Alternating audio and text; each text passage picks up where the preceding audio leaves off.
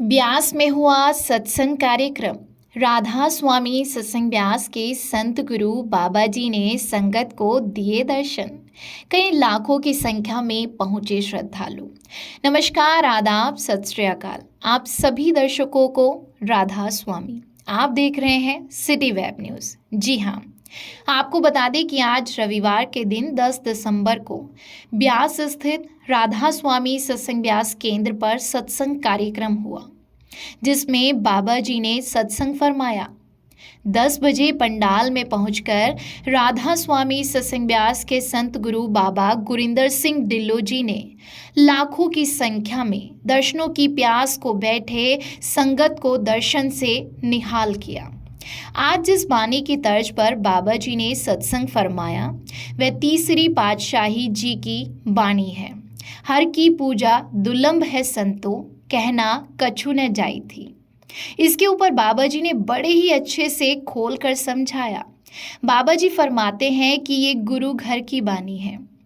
बाबा जी समझाते हैं कि हमें भक्ति किसकी करनी है।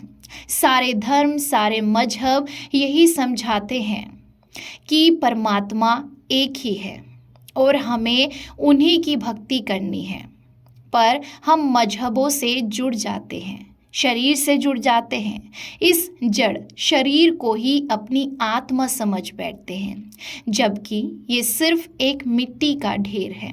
असली आत्मा तो परमात्मा का ही एक अंश है, जिसका स्वरूप अपने अंदर झांक कर ही देखा जा सकता है। वह आत्मा जो परमात्मा का ही एक टुकड़ा है, एक अंश है। गुरु घर में ये भी कहा गया है कि एको रब रहा थाई अवर न दिखे, जिसे पूज चढ़ाई सबना जिया का एक दाता। अर्थात सारी सृष्टि का परमात्मा, सारी सृष्टि को रचने वाला एक ही है। बाबा जी कहते हैं हमें अपने आप को सच के साथ जोड़ने की ज़रूरत है और सच केवल परमात्मा ही है।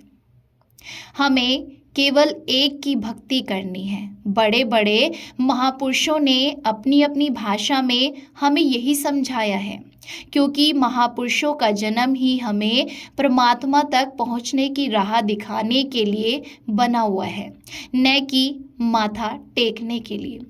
और हम ऐसे हो गए हैं कि जो सामने बैठा है हम बस उसके गुण गाने लग जाते हैं। बाबा जी आगे समझाते हैं कि हमने अपने मतलब के लिए, अपने फायदे के लिए सब कुछ बांट छोड़ा। सरहदों को, धर्मों को, यहाँ तक कि जिसे बांटा नहीं जा सकता उसे भी बांट छोड़ा। उस परमेश्वर को खुद विचार करो कि कोई धर्म, कोई मजहब है जो कहता हो कि 4-5 परमात्मा है। सबका सार अगर समझो तो हर धर्म हमें यही सिखाता है कि परमात्मा एक है और हमें उस परमात्मा की भक्ति करनी है।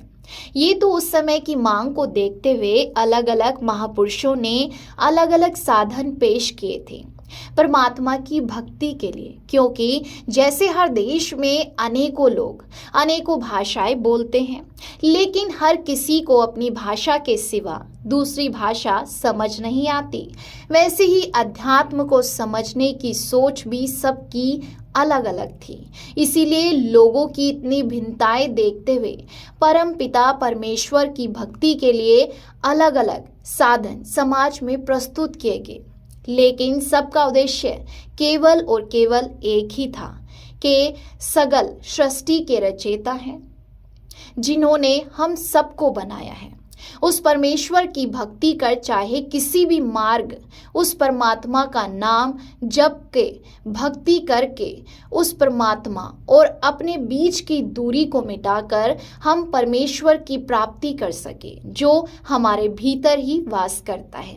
जरूरत है तो बस अज्ञानता का भेद भाव का मनुष्य के 6 दुश्मनों काम, क्रोध, लोभ, मोह, मद और मत्सर के पर्दे को हटाकर अपनी अपनी विशुद्ध आत्मा को पहचान कर अपने अंदर विराजमान परमात्मा की भक्ति कर, नाम का सिमरन कर अपनी आत्मा को उन परमात्मा में लीन करने की।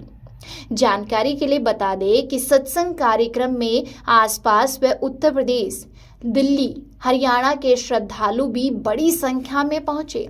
सत्संग केंद्र में लंगर की भी व्यवस्था की गई, जिसमें सेवादार भाई बहनों ने निस्वार्थ सेवा करते हुए दूर दराज से आए सभी श्रद्धालुओं को बड़े ही प्यार, सेवा भाव से लंगर प्रसाद ग्रहण कराया। वहीं सेवादार भाइयों ने यातायात व्यवस्था को भी बखूबी निभाया। आज के लिए बस इतना ही। एक बार फिर से लौटेंगे नई अपडेट के साथ। अगर आप हमारे चैनल पर नए हैं तो सबसे पहले आप हमारे चैनल को सब्सक्राइब करें।